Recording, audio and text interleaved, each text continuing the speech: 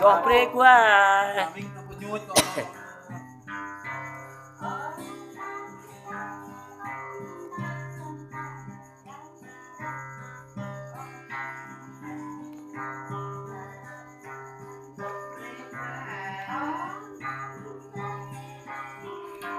Kẹp bao nhiêu? Nó ngủ bao nhiêu? Này nó kẹp gì? Vâng, đá. Bạc lên sạc đi. Mà cuộc thật hả nè ha? Mày gà lẹ.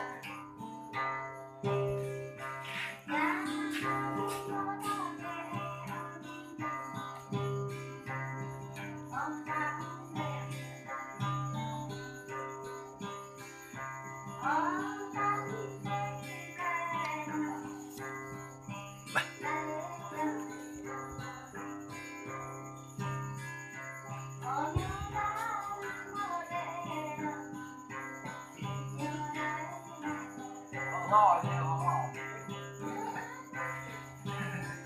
Đâu có nặng nào. Dẹp nhưng nó mới được lắm.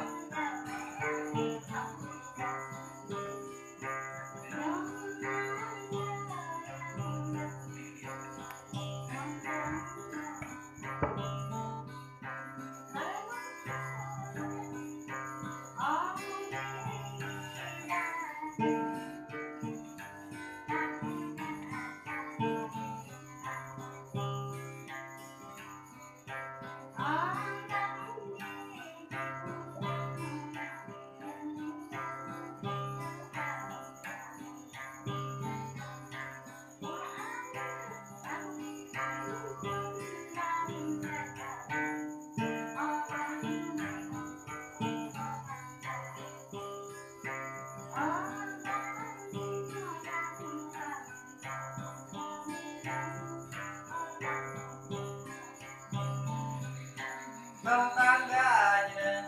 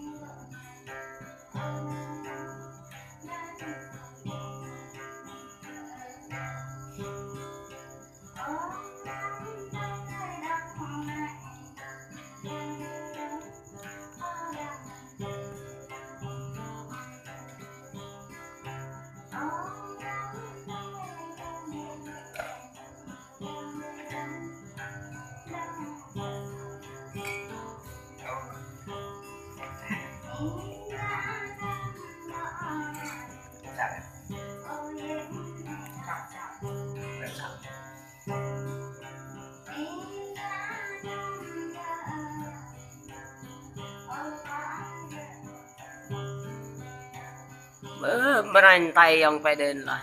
Nó là vật lần còn là nặng về là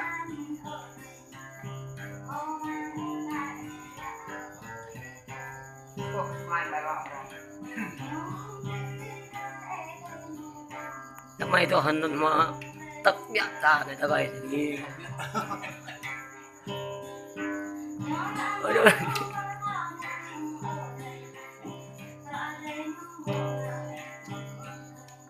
mến mà họ lẹ lẹ họ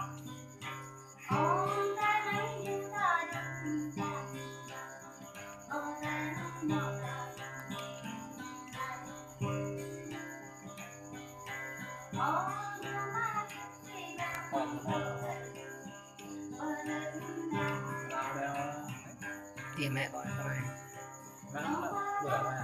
Ini tại nơi mẹ này mò nó đi. ai đám mà loạn này